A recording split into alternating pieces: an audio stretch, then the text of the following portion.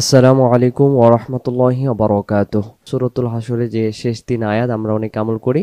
বাংলা অর্থ সহ আজকের এই ভিডিওটির মাধ্যমে আমরা এই ভিডিওটির মাধ্যমে সহি শুদ্ধ করে শেখার জন্য সর্বোচ্চ চেষ্টা করব ইনশাআল্লাহ।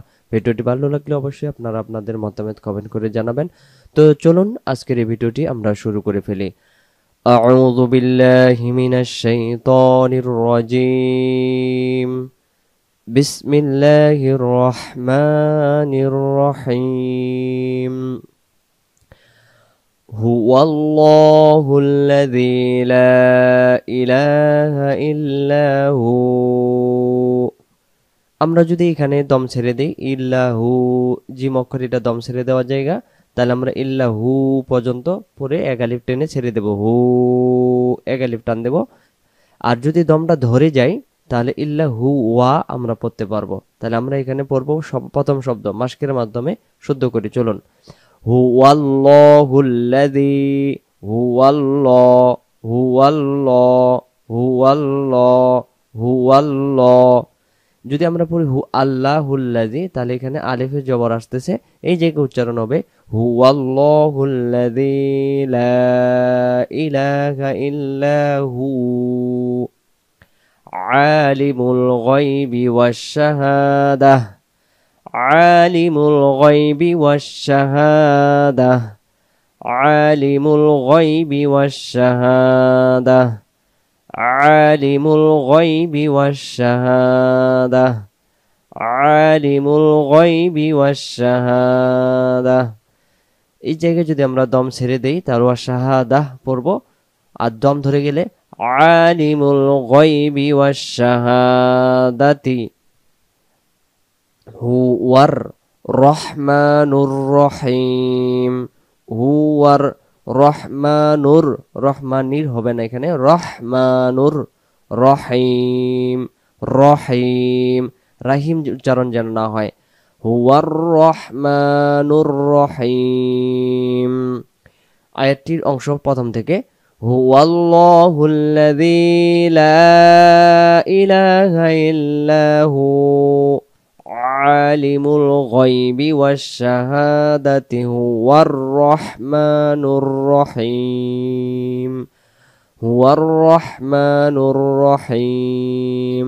প্রথম আয়াতের অর্থ আমরা জেনে নিতেছি। তিনি আল্লাহ, যিনি ছাড়া কোনো ইলাহ নেই, দৃশ্য ও দৃশ্যের জ্ঞাতা, তিনি পরম করুণাময়। আলিমুল গায়বি ওয়াশ শাহাদা, তিনি দৃশ্য এবং অদৃশ্য বিষয়ে সবকিছু জ্ঞাতা, মানে সে জানেন। তারপরে হুয়াল্লাহুল্লাযী লা ইলাহা ইল্লা হু, হুয়াল্লাহুল্লাযী লা ইলাহা ইল্লা হু, দম ছেড়ে দিলে হু। তারপরে আমরা পড়ব আল মালিকুল কুদ্দুসুস সালামুল, আল মালিকুল কুদ্দুসুস সালামুল মুমিনুল মুহাইমিনুল, আল মালিকুল কুদ্দুসুস সালামুল মুমিনুল মুহাইমিনুল, মুমিনুল মু মু এমন আওয়াজ আসবে, মুমিনুল মুহাইমিনুল আজিজুল জব্বারুল মুতাকাব্বির, জব্বারুল, জব্বারুল, জব্বারুল যেন উচ্চারণ না হয়, এখানে জিম জবর যা। আল মালিকুল কুদ্দুসুস সালামুল মুমিনুল মুহাইমিনুল আজিজুল জব্বারুল মুতাকাব্বির। এই যে অংশটুকু পড়লাম আল মালিকুল, তাড়াতাড়ি কুদ্দু, দালের পেশে গেলে কুদ্দুসুস সালামুল মুমিনুল, তাড়াতাড়ি মুহাইমিনুল, তাড়াতাড়ি আজি, আজি, আজিজুল হবে না, আজি, জায়ের জেরে এক আলিফ, আজিজুল জব্বারুল মুতাকাব্বির। সুবহানাল্লাহি আম্মা ইউশরিকুন, গতে গন্না, এই জায়গায় আমরা গন্না করব, আম্মা ইউশরিকুন, সুবহানাল্লাহি আম্মা ইউশরিকুন, সুবহানাল্লাহি আম্মা, সুবহানাল্লাহ, ল, আল্লাহ শব্দ এখানে হবে ল উচ্চারণ করতে হবে। কেন? এটা হলো আল্লাহ শব্দ। আরবি গ্রামারের নিয়ম হলো যদি আল্লাহ শব্দের ডানের চিহ্নটা যদি জবর বা পেশ হয় তখন আল্লাহ শব্দের লামটাকে লা না পড়ে ল উচ্চারণ করতে হয়। এই জায়গায় আমরা সুবহানাল্লাহ এমন করে পড়ব, সুবহানাল্লাহি আম্মা ইউশরিকুন। পরের আয়াতের অর্থ হলো তিনি আল্লাহ, যিনি ছাড়া কোনো ইলাহ নেই, তিনি বাদশাহ, মহাপবিত্র, ত্রুটিমুক্ত, নিরাপত্তা দানকারী, রক্ষক, মহাপ্রক্রমশালী, মহা প্রতাপশালী, অতীব মহিমান্বিত। তারা যা শরীক করে তা হতে পবিত্র মহান। সুবহানাল্লাহ। অনেক কত সুন্দর একটি আয়াতের অর্থ আমরা জানলাম। পরের আয়াত, হুয়াল্লাহুল খালিকুল বারিউল, হুয়াল্লাহুল খালিকুল বারিউল মুসাউবিরু। এই আয়াতের এই অংশ বিশেষ যেন খেয়াল রাখি আমরা, যেন কখনো ভুল না উচ্চারণ হয়। এটা খুব গুরুত্বপূর্ণ একটি শব্দ, যেটা মুসাব্বি বললে উচ্চারণ ভুল হবে। মুসাউবিরু, হুয়াল্লাহুল খালিকুল বারিউল মুসাউবিরু।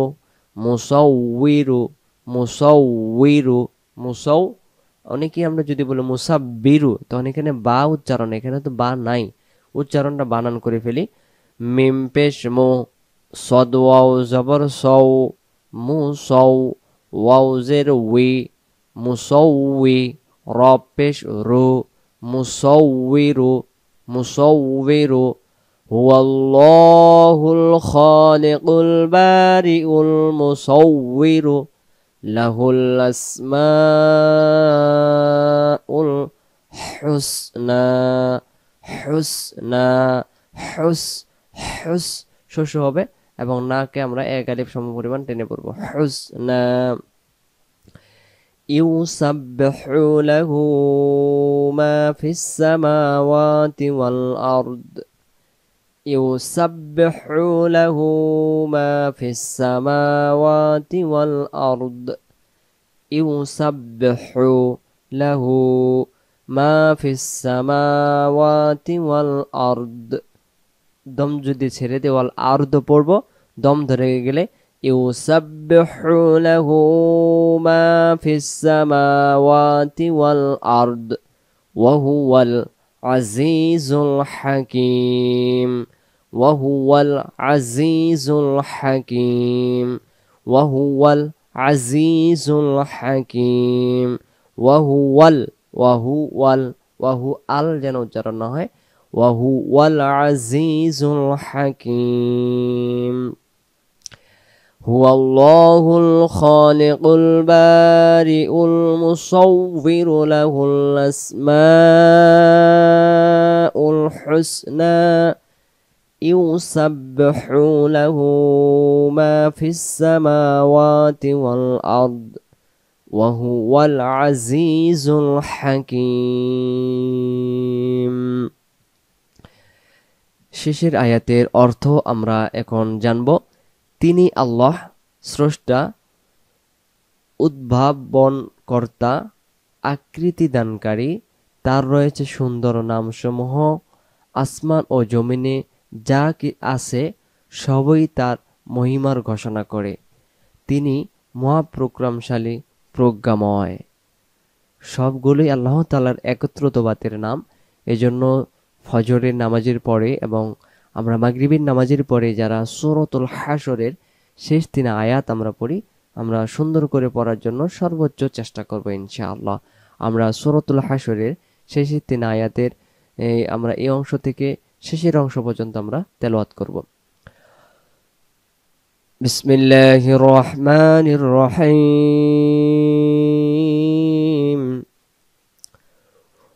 হুয়াল্লাহুল্লাযী লা ইলাহা ইল্লা عالم الغيب والشهادة هو الرحمن الرحيم هو الله الذي لا إله إلا هو الملك القدوس السلام المؤمن المهيمن العزيز الجبار المتكبر سبحان الله عما يشركون هو الله الخالق البارئ المصور له الأسماء الحسنى يسبح له ما في السماوات والأرض وهو العزيز الحكيم। ভিডিওটি ভালো লাগলে অবশ্যই আপনারা আপনাদের মতামত কমেন্ট করে জানাবেন। ভালো থাকবেন। পরবর্তী এমন ভিডিও দেখার আমন্ত্রণ জানিয়ে আজকের ভিডিওটি সমাপ্ত করলাম। আসসালামু আলাইকুম ওয়া রাহমাতুল্লাহি ওয়া বারাকাতুহু।